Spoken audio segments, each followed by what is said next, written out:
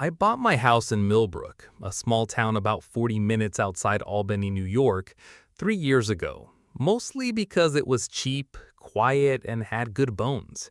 An old farmhouse-style property on 2 acres, built sometime in the early 2000s on what used to be a larger parcel of undeveloped land. I'm an electrician by trade, so when I say I bought a fixer-upper, I mean it in the most literal sense. I could do almost all the work myself. I looked forward to it, honestly. There's something satisfying about rebuilding a house with your own hands, room by room, and knowing every wire and pipe in it because you put them there yourself.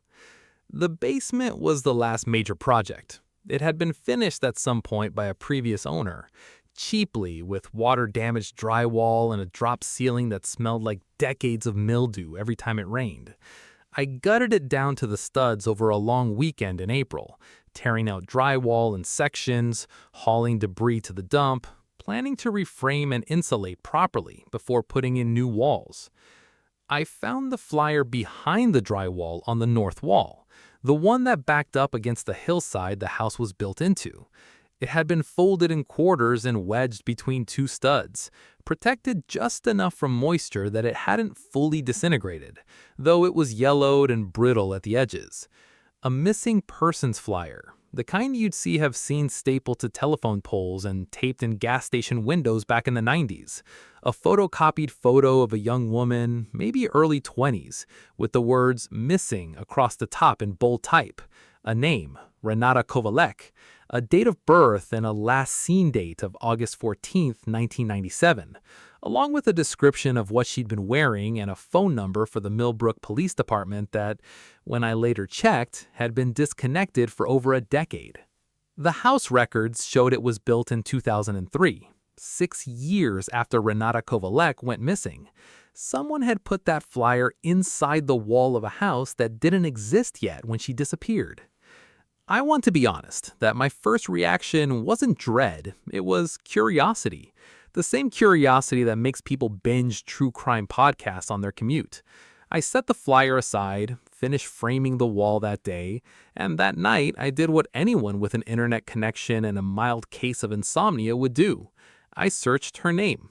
There wasn't much. A handful of scanned local newspaper archive pages from a genealogy site, a short article from the Albany Times-Union dated September 1997, describing Renata as a 23-year-old woman who worked at a diner in Millbrook and was last seen leaving her shift on the night of August 14th.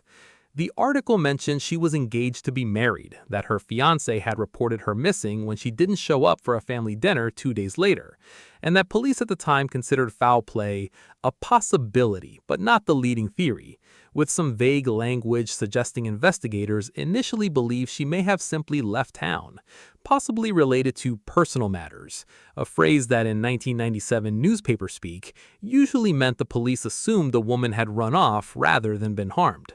A lazy and infuriatingly common assumption I had later learned had real consequences in this case. There was no follow-up article, no resolution. As far as the internet was concerned, Renata Kovalek simply vanished from the historical records sometime in late 1997 and was never mentioned again. The land my house sits on, according to county records I pulled at the clerk's office, had been owned since the 1970s by a family named Drager, specifically at the time of Renata's disappearance by a man named Walt Drager, who ran a small auto salvage operation on the property. Walt sold the land to a developer in 2001, 2 years before my house was built. Walt Drager died in 2011. I found his obituary easily enough. Survived by a wife, 2 adult children, several grandchildren. Nothing remarkable.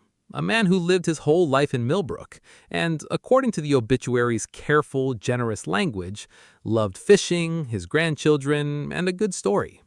I probably would have let it go at that point, filed it under small town mystery I'll never solve, and gone back to my basement renovation. If not for my neighbor. Her name is Carol, 71 years old, lived 2 properties down her entire life. The kind of neighbor who knows every piece of Millbrook gossip going back 50 years and is generous enough to share most of it over the fence while you're both doing yard work. I mentioned the flyer to her casually, the way you'd mention any weird thing you found while renovating, expecting maybe a "how interesting" and nothing more. Carol went very quiet. Then she asked me to come inside for coffee, which from Carol, who normally conducted neighborly business over the property line, felt significant. She told me she remembered Renata. Not well. Carol would have been in her mid-40s at the time, but well enough to remember that Renata worked at the Blue Plate Diner in Millbrook, that she was well-liked, sweet, engaged to a local guy named Tommy Rourke who worked construction. Carol also told me something the newspaper article hadn't mentioned, that in the weeks after Renata disappeared, there were rumors, the kind that circulate in small towns and never quite become anything official, that Renata had been seeing someone else on the side, and that Tommy Rourke had found out shortly before she vanished. There was talk, Carol said carefully, about Walt Drager's boy, Nolan. He was maybe 25 at the time, worked at his dad's salvage yard. Some folks said Renata and Nolan had been carrying on. I never knew if it was true. Small towns love a rumor more than they love the truth, especially about a pretty girl who up and vanished. I asked if Tommy Rourke was still around. Carol said he'd moved away sometime in the early 2000s, not long after the Drager land got sold to developers, and as far as she knew, he'd never come back. She didn't know about Nolan Drager. I did some digging and found Nolan Drager still living in the area, in a town about 20 minutes north, working as a mechanic. I'm not a journalist and I'm not a detective, and I want to be clear that at no point did I confront him directly. That instinct, thankfully, I managed to resist. What I did instead, after a lot of back and forth with myself about whether I was being paranoid or genuinely onto something, was call the Millbrook Police Department's non-emergency line and explain what I'd found. I expect it to be brushed off. Cold missing persons cases from 27 years ago involving a flyer found in a wall generally don't sound like the kind of thing that gets a same-week callback. I was wrong.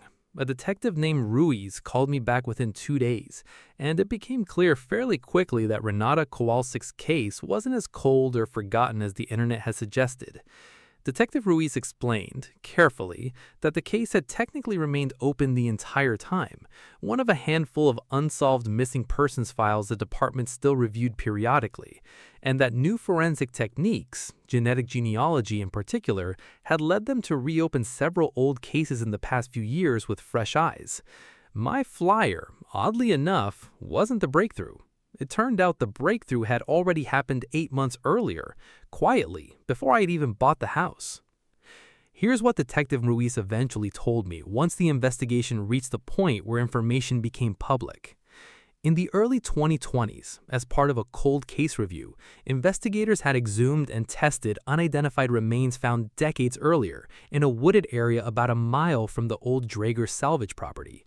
Remains that had been discovered by hikers in 1998, roughly a year after Renata's disappearance, but that had never been conclusively identified due to the limitations of forensic technology at the time. Genetic genealogy testing, run through updated protocols in the years since, matched those remains to Renata Kowalczyk's DNA profile, obtained from a distant cousin who'd submitted a sample to a consumer ancestry site, with zero idea it would ever be used this way. The investigation into how she died and who was responsible had been quietly ongoing for months by the time I found that flyer in my wall. My discovery didn't crack the case, but it did something almost as important. It confirmed, definitively, a piece of the timeline detectives had been trying to establish, that someone connected to the Drager property had access to information about Renata's disappearance that they never should have had.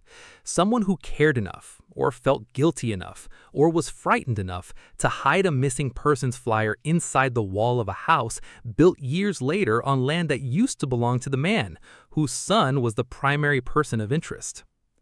Nolan Drager was arrested 14 months after I first called Detective Ruiz. The case that unfolded in court painted a picture uglier than any small-town rumor Carol had shared with me over coffee. Renata had indeed been involved with Nolan, and had, according to testimony from a former friend of hers who finally came forward after decades of guilt-ridden silence, been planning to break things off with him and go through with her wedding to Tommy Rourke. Nolan didn't take that well. The confrontation on the night of August 14, 1997, according to the prosecution's timeline, took place at the Draeger salvage yard, where Renata had gone to end things in person. It ended with her death, and with Walt Draeger, the father, helping his son dispose of the body in the wooded land nearby, land the family knew intimately, before selling the property off years later, perhaps hoping distance and time would bury the truth as thoroughly as they'd buried her. The flyer, investigators believe, was likely hidden by Walt Draeger himself, sometime during the initial construction of my house in 2003, though the exact reasoning will probably never be fully known since Walt died in 2011 without ever facing charges. Detective Ruiz's working theory, which she shared with a candor I appreciated, was that Walt may have kept the flyer as a private, guilt-soaked memento, then panicked and hidden it inside the wall during the home's construction, rather than destroy it outright or risk it being found among his own possessions. A strange, human, self-destructive impulse that ended up 20 years later becoming the very thing that helped close the loop on his son's guilt. Nolan Draeger was convicted last year of second-degree murder and is currently serving a lengthy sentence upstate. Tommy Rourke, Renata's fiancé, was located and notified before the trial began. From what Carol heard through the town's ever-reliable grapevine, he attended every day of the proceedings, and finally, after 27 years, got to bury Renata properly, in a plot beside her parents, with a headstone that has her name spelled correctly and a date range that finally, mercifully, has an end. I finished my basement 6 months ago. I kept the flyer. It's framed now. Not displayed anywhere in the house, that felt wrong somehow, macabre in a way I couldn't stomach, but stored carefully in a drawer in my office. A strange little piece of evidence that a 27-year-old wrong finally got righted, in part because a guy renovating his basement happened to tear out the right piece of drywall on an ordinary Tuesday in April. Carol still brings it up sometimes, over the fence, usually starting with, "Can you believe it was Draeger's boy?" shaking her head like the town is still working through the shock of it, even now. I think some places carry their history quietly in the walls, waiting for someone to finally tear them open.